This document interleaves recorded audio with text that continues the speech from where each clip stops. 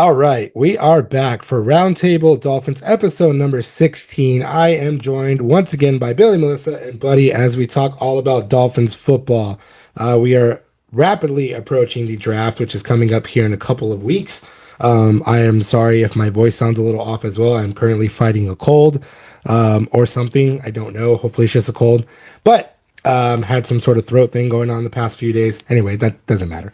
Dolphins football, there's a lot going on. Yeah. Troy Aikman finally talked a little bit about what's going on with him and the Dolphins and his role with the team.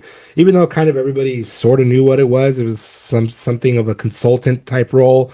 He very plainly said that. They brought him in to help with the GM search.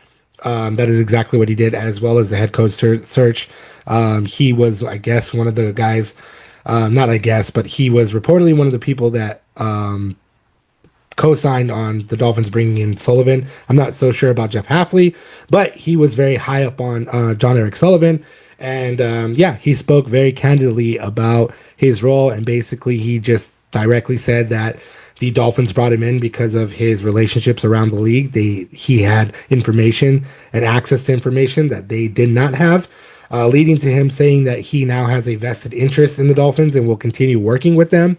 Now, this is posing a little bit of a problem because the NFL will investigate this relationship now, and it could potentially impact his ability to be a on-camera analyst. Simply because if he has a vested interest and he's covering any sort of Dolphins game, that's a conflict of interest. This is kind of exactly what sort of happened with Tom Brady being a minority owner for the Raiders and also being a on-camera analyst. So we don't quite know exactly what's going to happen with it, but I will say, I don't think I've really said this very often. I agree with Stephen A. Smith said about it. He said that basically that the NFL needs to realize how special these relationships are and to not interfere with them. He brought up Dan Orlovsky. He brought up Lance Reddick. And, he said these are very strong football minds. They know what they're talking about. I will say yes to Lance Reddick, not so much on the Dan Orlovsky thing, because he is currently getting in trouble left and right for his takes. We will talk about him and Lamar tomorrow, but we will leave that there. Yeah. Basically, the point being, I agree with that. I think it's very important that I don't understand the need to, unless, of course, yeah, if it's a conflict of interest and he cannot cover the Dolphins games, fine, let it be that. He has a vested interest in the team. He's helping them in whatever consultant type role he's got. That's fine. But to ban them from being able to comment on any other team at any other time with how good Troy Aikman is, I think it's silly.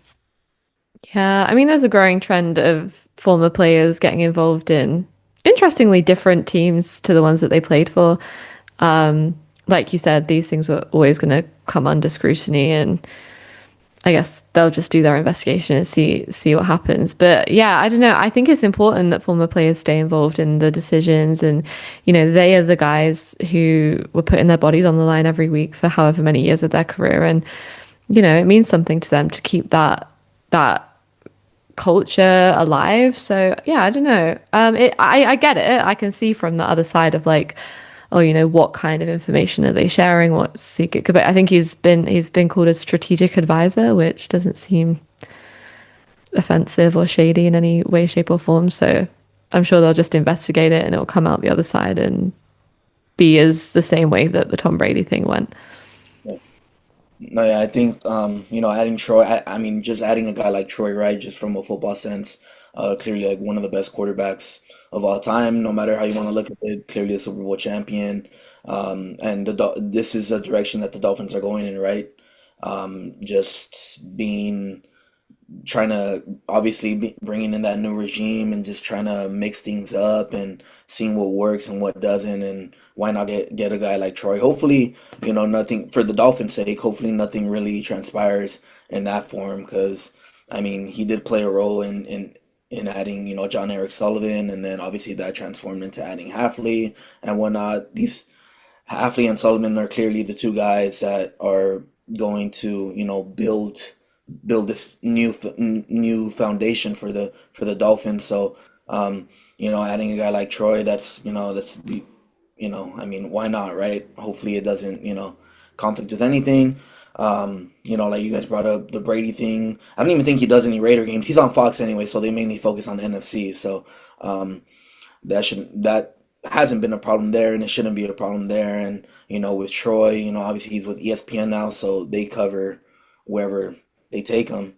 Um, Obviously they do some Dolphins games every now and then, but hopefully just for the sake of the Dolphins, nothing really transpires on that side. And he could continue to do broadcast. He could continue to broadcast games, and then he could also continue to give Dolphins some advice as well.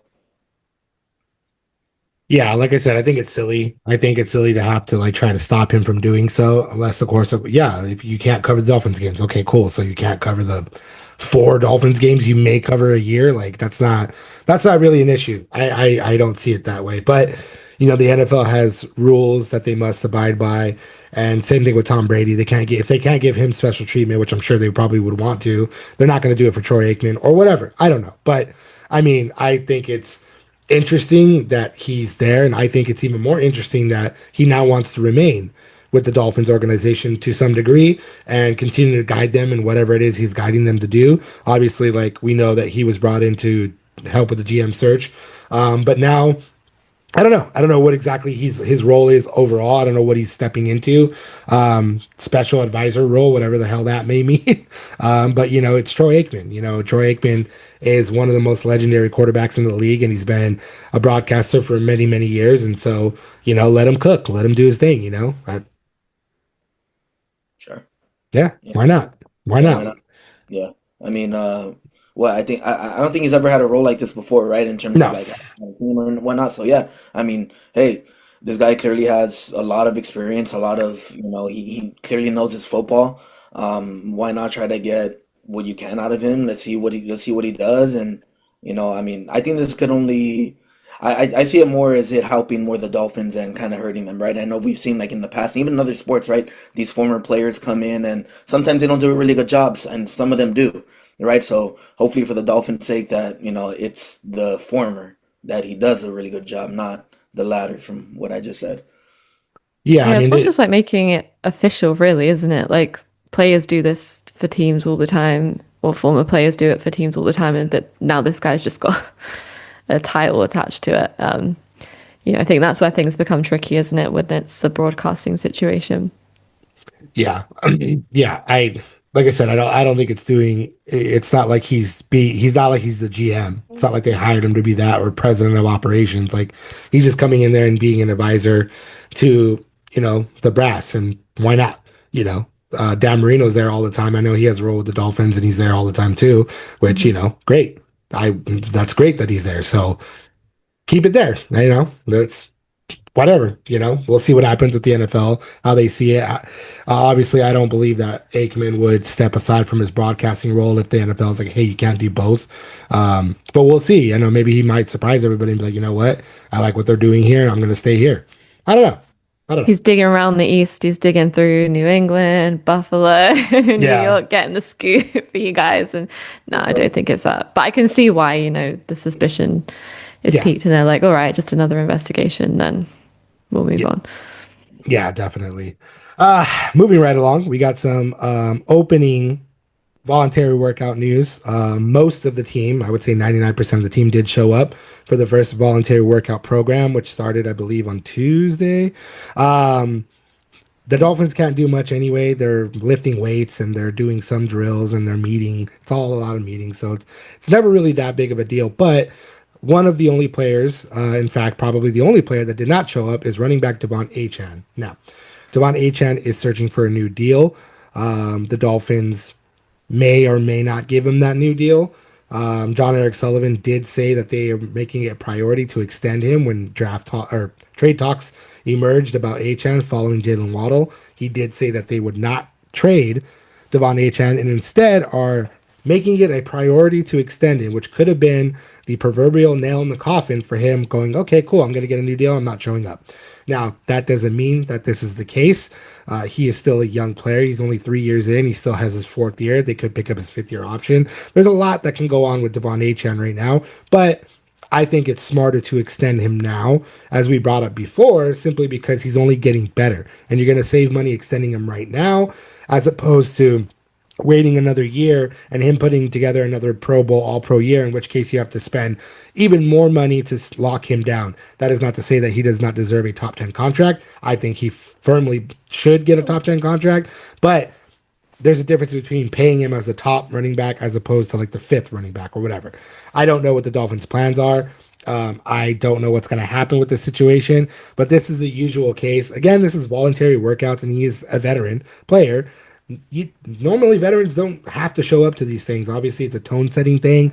It's good that everyone's showing up because Jeff Hafley is not running the show. You're buying into a program. You want to put your best foot forward, but all signs are pointing to the fact that he wants a new deal and is probably going to hold out. I hope it's not going to be a long holdout process in the sense of like he's going to skip OTAs and skip training camp, because nobody ever wins when that happens. So just pay the man, figure that part out, get him back in for OTAs or even the start of training camp is fine.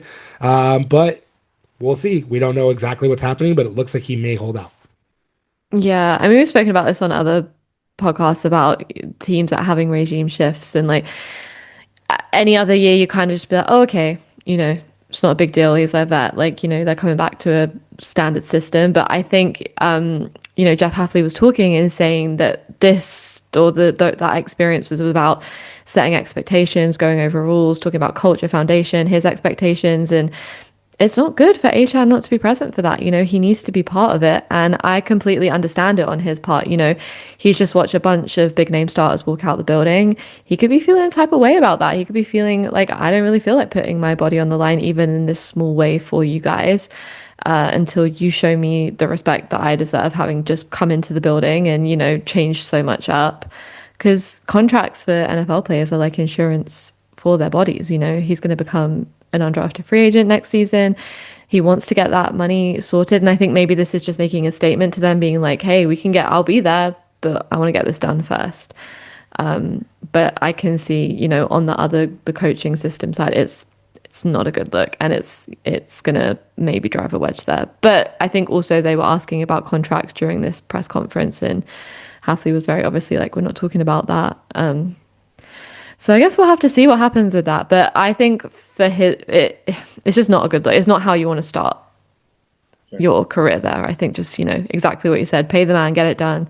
And then you do not have to figure it out next year when he's acquiring like millions more than you were going to put down this year. Yeah, like certainly the smart move is to pay him this year, right? Like James brought up a great point. You rather pay him like for the potential that he could be and that we all believe he will be, right? Not for what he is, right? Because then you're saving yourself a lot of money there. Like voluntary workouts, usually it's really not a big deal, right? There's a lot of star players who miss it, but like in terms of Achane, yeah, I mean he is barely going into his fourth year, and the potential is there. Yeah, it feels kind of like a little premature in a way in terms if like that is the case, why he is missing, right? Yeah, he's a great player, but at the same time, I mean, hey man, this is a new regime. This is a new coaching staff. This is all brand new to you, right? So like at the same time, you got to understand that you got to go in, do the work, and build some camaraderie, build some chemistry with this new with this new regime, because you don't want to wait till July, August, and then you're just barely shuffling in. You're like, wait, what's going on, right?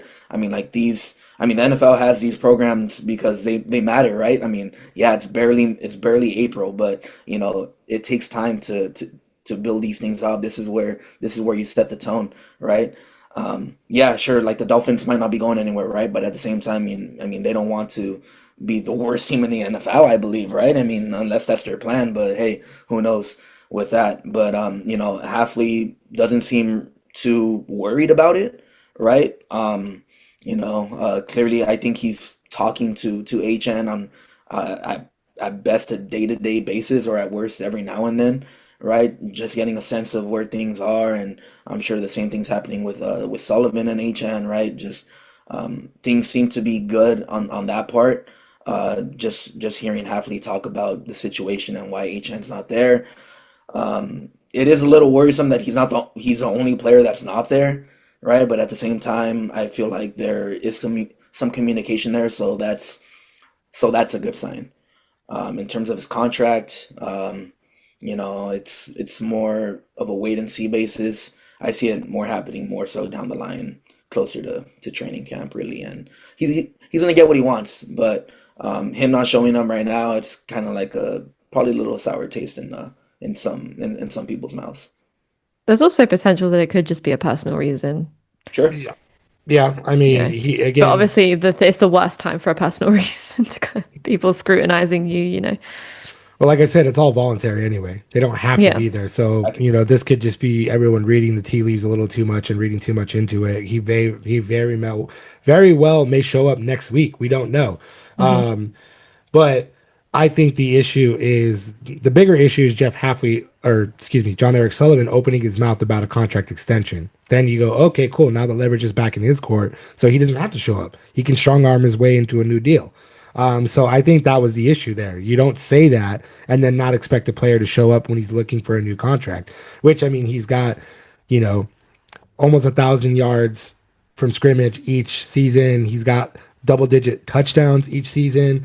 1,838. He led the league in 5.7 yards per carry last season. I mean, the dude's a beast. We know this. He should be getting paid a lot more money. He's still in his rookie contract, and it's not often that players extend rookies like this, but they do if that rookie is that kind of rookie that deserves some sort of extra money, some sort of new extension. And Achane is definitely that type of player. He's only seemingly getting better as the years go on. And so exactly like you had said, buddy, you pay him for the potential. You don't pay him for what he's put on the field yet or before, but he's already put on crazy numbers. And so he's one of the anchors of the offense, especially now without Waddle there and everybody else not there. The expectation is he's going to be the workhorse running back once again, but now more is on the line because he's going to be carrying the offense alongside Malik Willis and the who knows other players that are there. So yeah, I think it's premature for sure. I think it is, but at the same time, it's not his fault. He's not the one that said publicly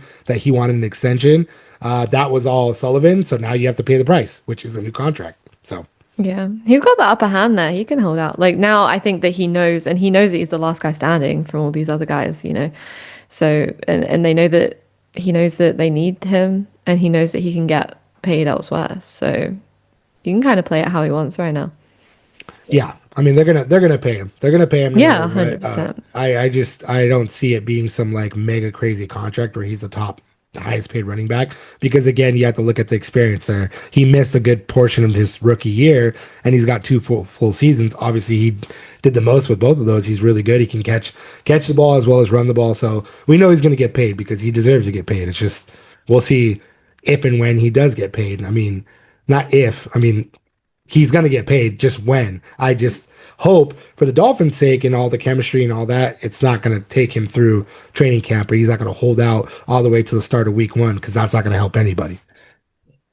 Speaking of this new era of Dolphins football and Jeff Hafley and all the new moving parts, I finally feel as though Jeff Hafley is starting to emerge. His personality, his goals for the Dolphins and everything is starting to be known. He did talk a little bit during the owners meeting. There was a head coach breakfast in which the Dolphins did get some good information from Hafley and put it out there on the internet. But this was his first press conference at the start of the voluntary workout, and he still continues to impress. Him and John Eric Sullivan have been very direct in their answers. They've been very down the line, like, hey, this is how we see things, and they haven't really deviated from that. We talked about Sullivan a lot more because he's been the mouthpiece for a while because it's been free agency. So, like, what does Hafley really have to say about all that? He can, like, chime in, but he's not in the front office, so he doesn't really, he's not the guy.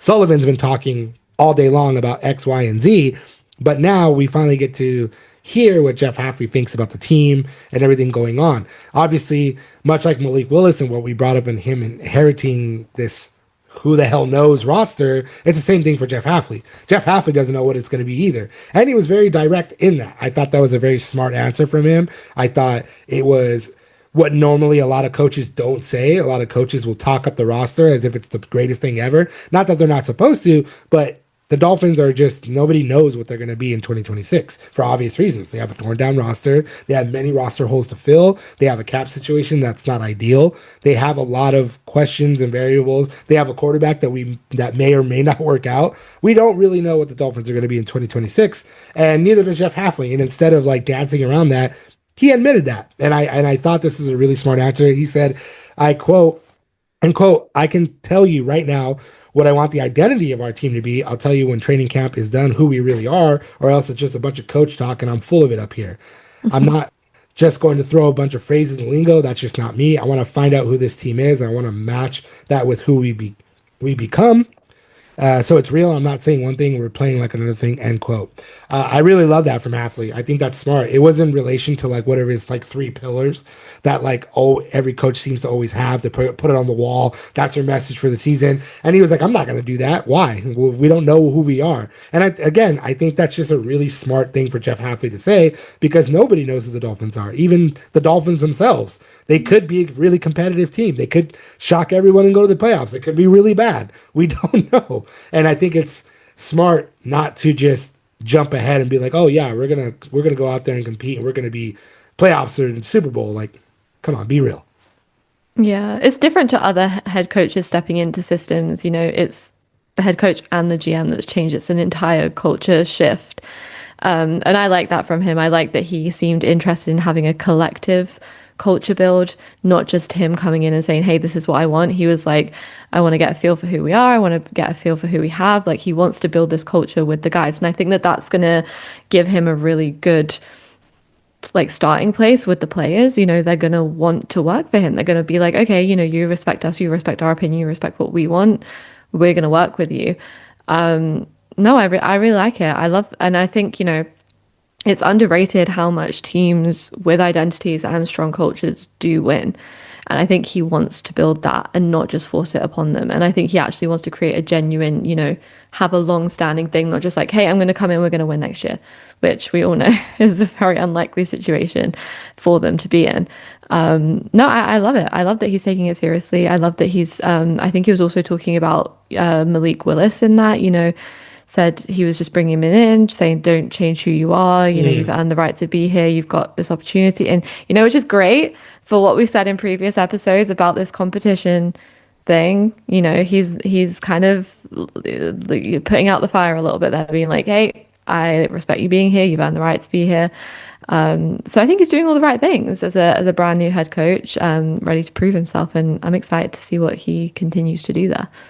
Yeah, one more too. Like, obviously, this is a little bit more down the line, a little bit more what every coach says. But again, it matches well with what he said at that breakfast. So he said, quote, show up on time and give everything you have every single day. That's kind of how I view everything. It's process driven to the point where there really is no end game result right now. It's show up, do everything you can every single day and do the best you can at it, whether that's in the weight room, media room. It's got to be in everything that you do. I just want everyone's best and maximum effort and a great attitude, end quote. And we brought this up. He said that at the breakfast too. It was something to the tune of like, if you complain about playing in the heat, I'm going to make you do it even more.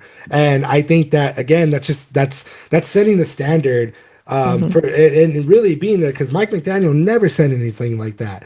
And this is not a knock against Mike McDaniel. He had his own way of coaching his players, and they responded to it to a degree, however you want to look at it, whatever former players are saying what. But I think as smart as Mike McDaniel was, he wasn't like that kind of like tough, like coach's coach, and he didn't really talk that way. And I think Jeff Hafley definitely talks that way. And he's more so like, okay, like again, like you said, in relation to the Malik Willis thing, well, though he was walking back those comments a little bit and being like, you're the presumed starter. I think this also still points to the culture of, look, you're going to come in here and compete for your job no matter what. We don't care who you are. And if you can't rise to the occasion, you're going to get replaced. And I think that's very important, because you make everybody better around you by being that. Like, whoever the Dolphins end up drafting that is a younger counterpart of whoever came in, you're the older vet. You got to show this youngster that you can be that person and you can play that way to get that job. Otherwise, you're going to be sitting on the bench waiting for reps. So again, I think this is really important for the culture and really important what Hafley is trying to build, what the Dolphins are trying to build, what they've needed for quite a while, to shed that narrative of not being a physical team and not being a tough team, is being like, okay, cool. Like, you're going to come in and you're going to work really hard, or you're going to get left at the door. It's tried and true method. I love that clip of Mike Tomlin, I think like one of the players went up to him and was like, "Hey, we're really cold out here. Can you put the heaters back on?" He was like, "No, you're going to be playing in the sun." Like, no. And I think that, the best coaches do that. They do set a standard and they do like put you in the situation that you're going to be in December, January, February, however long you're playing. So I like that he's coming in and doing the right things, but also not being a bulldozer with it. I think he's struck a really good balance. Yeah. I feel like there's a beauty and a curse to not knowing who you are in a way, right? Like the beauty of it is like you can surprise many people, and the curse of it is like, well, every great, like you said, Billy, every great team has an identity, right? So right now the Dolphins are kind of like figuring out who they are, and that's fine because we know the type of season that they're projected to have at least, right? I mean, there's not really that much expectations going around the team. I mean, Hafley's first time head coach, Sullivan's a first time GM, right? So there's like a lot of question marks, and that's kind of like the beauty and curse of it too. I mean, this is the time where the Dolphins figure out who they are, right? Who they want to be, what fits, right? Like what type of offense they want to run, what type of defense they want to run, like where to put players to best succeed. And then they're just gonna get more of it during the draft, right? When they get the type of players that they want, that they feel like, okay, we want this guy to be here, we want this guy to be there. So like all this is just kind of like a trial run in a way. Be like, okay, let's see what we have, let's see where they fit best, and then they get to the draft, they draft the type of players they want, and then they go from there, right? So I mean, literally, there's zero pressure on the Dolphins to do anything this year. All eyes would just be on Sullivan coming up later at this month in the draft, and then what Hafley and the rest of the Dolphins brass could do really with this team.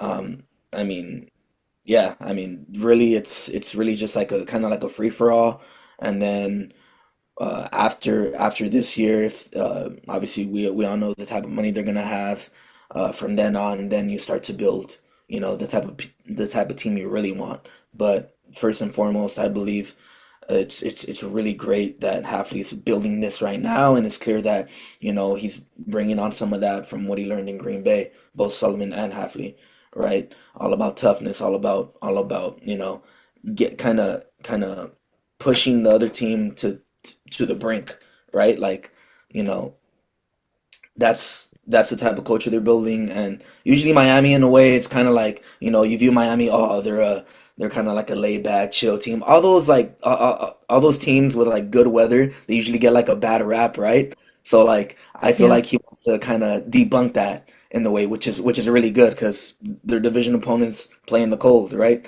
They all kind of have an identity in a way. The Bills, obviously, with Josh Allen, Patriots just went to the Super Bowl, right? Jets are the Jets, I but was going to say, even can we get so, some right? Like, clarity on that I Jets mean, identity, please? the Jets are the Jets, but like even so, like this is the type of identity he wants to build, and he kind of wants to debunk that narrative too, which is really great, and I love it personally. Yeah. Again, it's just talk right now. That's what it is. But it's good talk. It's impressive talk. It's something that the Dolphins haven't had for quite a while. They used to have coaches coach, like a coach used to. Again, this is not a knock against previous coaches. It's not a knock against Mike McDaniel, but they've just been different. Like Adam Gase was different. Joe Philbin was way different. Like they're just not these kind of coaches. Like a Mike Tomlin, like they're not these guys that are just kind of like they command a room with like I hate that I'm about to say this, that the kids say their aura, like they just. And right now, I just feel like Jeff Hafley They ain't just. got Bill Belichick with the cap sleeves coming. Yeah, and I just feel right now Jeff Hafley is kind of like he's showing himself like, look, man, like it's very direct and it's very simple. Like what coach hasn't said, come in and work hard, but it's just something that's new for this Dolphins organization that they haven't had in quite a while. Where it's like, dude, like you're gonna come in and you are gonna get to work, and if you don't get to work, then sorry, there's the door. And that's what I mean. It's just very simple, but it's very direct. And like that's the thing is they've been saying for weeks now, competition, competition, competition. But I believe they are actually going to be putting that into practice, which you get the best roster. You'll figure out of all these crazy signings they did in free agency, if there's any that are going to be remotely good enough to make the 53-man roster, that are good enough to be starters, and can actually make this team competitive. We don't know. But Yeah. Feels like they're bringing that Green Bay culture over. yeah. I mean, Yeah. he co-opted what was it, the Green Bay South. So that's Wins. fine. Let it be whatever it is. As long as it leads to the Dolphins organization turning things around, then sure, do whatever, say whatever Yeah, you want. why would you want to build off that, right? I mean, they're literally called Title Town, Green Bay is, right? So Yeah, like, why do you not want to build that type of culture where you're at? yeah. I mean, they've been consistent winners for 30 years for a reason. They know how to build through the draft. They know how to draft. They all that. So these guys are coming over from that organization. That's why they brought over Malik. Malik is a cold weather quarterback. So we'll see what happens. I threw this last one on there just to put my tinfoil hat on. I really don't believe that it means much of anything, but we're going to talk about it anyway. So, and especially because, I mean, who the hell isn't a Tyreek Hill fan, right? Tyreek Oh, Hill was spotted at the Dolphins training facility. He is still recovering from his crazy injury, which was a dislocated knee, a torn ACL, MCL, all the torn everything. So this could really mean that he's just there because the Dolphins are still taking care of his medical bills. I don't know. But hey, you know what? What if? What if Tyreek Hill is still hanging around the Dolphins facility and hanging around the Dolphins team because he could be brought back? It is not out of the realm of possibility that once a player is released, they join a team, that rejoin the team that cut them. It has happened in the past. It could happen in the future. Do I think that the Dolphins will re-sign Tyreek Hill? Maybe, maybe not. I don't know. I don't know how I feel about it. I just thought it was really cool. I thought, I made a big deal about it, wrote about it because I was like, hey, why not? I played devil's advocate for a moment.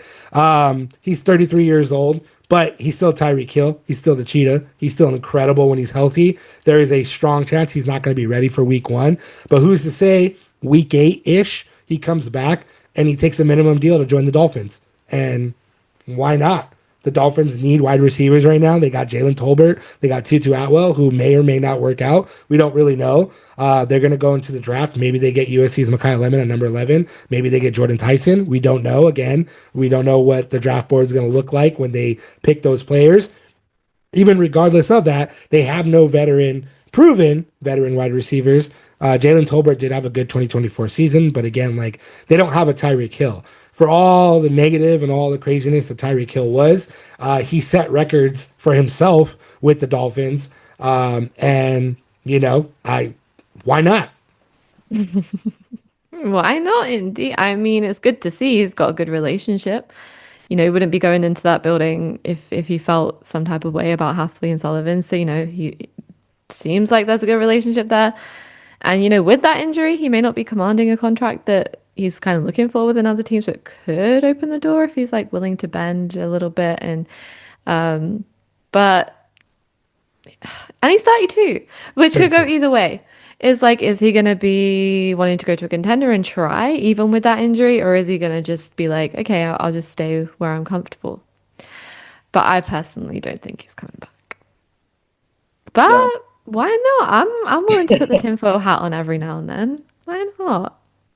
Yeah, I mean, I wouldn't be surprised if he signs like a 1-year prove-it deal kind of to go back with the Dolphins, right? I mean, like you said, James, he might not be ready to maybe like October or something like that, Maybe. right? So like maybe, play out the rest of the season, show that you are healthy-ish at least, show that you still have some left in the tank, and then next offseason, that's when he kind of resets the market for himself, right? And maybe go to a contender, or maybe he sees maybe something with the Dolphins, right? And he's like, okay, well, maybe I want to come back and finish my career in Miami. Whatever the case may be. I mean, it wouldn't be like the craziest thing ever if the Dolphins were to sign him, right? Just alone off the wide receivers they have, who knows what's going to happen in the draft, but just on paper right now, it wouldn't be a crazy thing to be like, hey, Tyreek, you come back, minimum deal, kind of you scratch our back, we'll scratch yours in a way, right? Wouldn't be a crazy thing at all. And I really don't see anywhere else he could maybe land outside of possibly the Chiefs, but who knows? I was gonna say he's a loyal guy. He's been with 2 Yep. teams his whole career, so he might want to just be where he's comfortable. I mean, exactly that. Even so, whatever the doctors are projecting him to come back, if he even can come back in this season, maybe, like I said, if it's mid-season or even later, he does sign that minimum deal. They go, okay, look, we'll bring you back for the back half of the season. We're going to give you 1 point, whatever the minimum deal is. And you, like you just said, buddy, we scratch your back, you scratch ours. Even if he only plays half the season, but he still shows like, hey, I'm Tyreek Hill still. That sets him up to land another deal with another team later, or he could stay. But the Dolphins are trying to get younger and cheaper, as Sullivan said, which they have already done so with like 20 signings that are like 3 million and under. So again, we understand that they're not trying to bring in veteran players like that. They cut all of them for a reason, but they're already paying him whatever guaranteed millions that he's already going to get. So why not bring him back on a minimum deal? He clearly, like you said, Billy, has a good working relationship with the Dolphins. Otherwise, he wouldn't be back at the building. He wouldn't even be in the facility if he feels like he was spurned in some way. They probably had really good conversations. I know they've had good conversations with him. And so, yeah, I why not? Like, again, crazier things have happened. And even maybe so. Maybe the Dolphins are in a spot mid-season where they're not as terrible as everybody assumes that they will be. Maybe they're like, I don't know, 4-3, maybe they're 4-4. They have a chance to kind of like kick things into high gear, and then Tyreek Hill's there for them to come back and make a run. I don't know. I just like to put on my tinfoil hat a little bit and just kind of run with that one because I just thought it was really cool. Tyreek Hill. You're convincing me. I'll put my tinfoil hat on now. Look, he's expressed. I'm hearing it. Yeah, he's expressed his love for the Dolphins for multiple times, and again, I believe. I don't know what Jeff Hafley and John Eric Sullivan had said to him, but I'm sure they had good conversations, and maybe they brought that up, like, hey, we're going to cover your medical costs because it's the right thing to do, whatever. Or I don't know if it was in the contract, whatever. But maybe they're like, hey, look, like if you're interested in hanging around, if there's a chance you can come back this season, maybe we bring you back. I don't know. We don't know what those conversations were. And like I said, it's not out of the realm of possibility that a released player is re-signed by the team that released him. They just had to get out of that contract. They did. Bring him in on a vet minimum deal and see what happens. There you go. There's the pitch. Doesn't hurt at all. I hope you watch this, Cheetah. I know he's very active on social media. Just know that we're talking it here. Come back. James is sorting it out with Hafley. Don't worry. Yeah. Let me get him on the phone. Excuse me, sir. Jeff. That's an idea for you. Come on, Jeff. He's like, who are you? I'm like, come on, Jeff. You know me. Jeff, I've been here.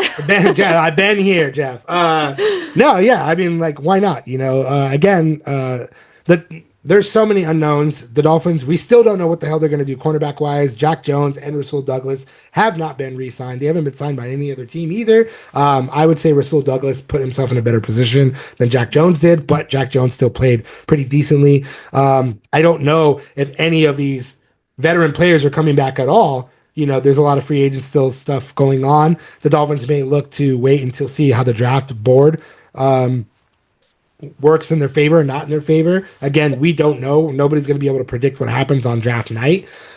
Say that the Dolphins miss out on like Mansour Delane. Say they miss out on Colton Hood. Who are they going to go get? They're going to wait till the second, third round and hope that works out. Are they going to wait and then they're going to bring more veteran players in? The same thing can happen wide receiver. Maybe they miss out on Denzel Boston. Maybe they miss out on Jordan Tyson. Maybe they miss out on Mekhi Lemon. And then they go, okay, well, we need somebody to come in free agency wise. Obviously there's still players that like Jawan Jennings and whatnot, but Stephon Diggs, that would be crazy. But they're like, Tyreek Hill is here, comes in mid-season. Why not? Yeah. That's it. That's all I got. Thank you, everybody, for listening. This has been Roundtable Dolphins, episode number 16. We will be back next week. Maybe more stuff like this is going to happen. We don't know. Maybe Devon Achane is going to get his extension, and we can talk all about that. But we will be bringing up more draft stuff, I promise, because we are coming down to the wire here 2 weeks.